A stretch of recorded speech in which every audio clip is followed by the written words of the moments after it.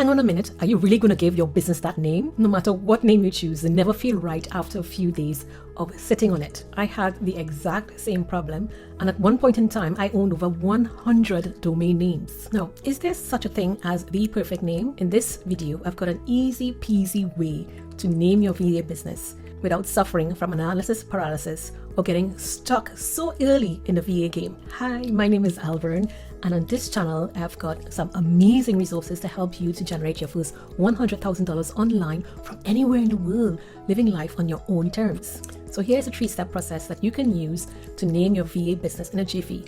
It's so easy that you also even so simple that you wish you had thought of this years ago. So first up, we've got long-term versus short-term. What do I mean by that?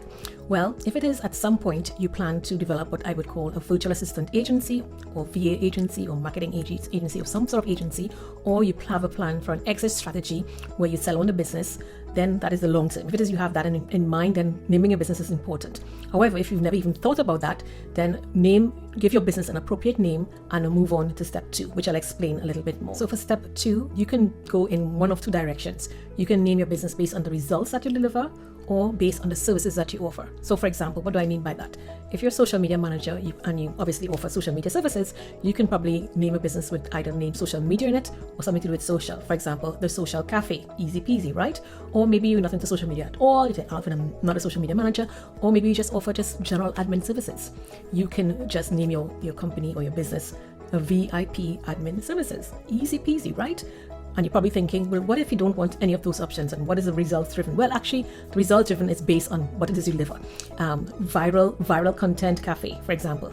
See, easy peasy. But let's move on to step 3 before you make up your mind. By the way, if after naming your VA business, you become stuck because you don't know what prices to charge, how much to charge for your services, or the setup process in terms of onboarding the client and all of that, stay till the end and I'll tell you of a way you can get access, a unique opportunity to get access to more resources that will help you with the rest of the VA setting up business stuff. Now, there is a third way to name your VA business, and I have to tell you about this with caution. You can name a VA business under your own name. Like, for example, my name is Alvern Bullard, so I can name it under my name. But there are some downsides to naming it after yourself.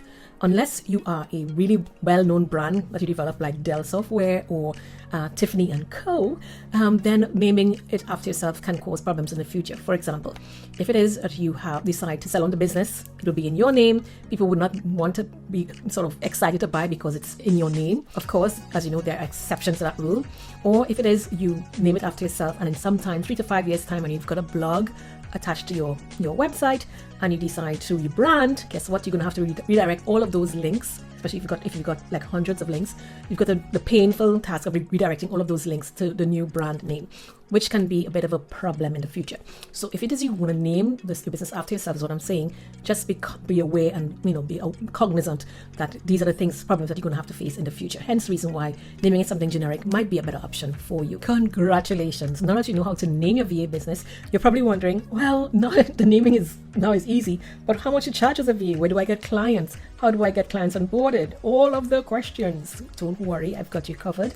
I've got a resource available in the description, as well as you can see it here, that outlines how you can go about doing this. It's called a Profitable VA Planner that you can obtain for a very low cost that will get you to give you all the information that you need to get you to 3K months as a virtual assistant. And plus, the good thing about it is that you can use it to do all of the things, naming, pricing, the whole shebang, as they like to say. Plus, it will help you get up and running faster than doing it on your own as a virtual assistant. And I just can't wait to see the results and the success you have around using that lovely simple tool. Until next time, I'll see you around in the VA world.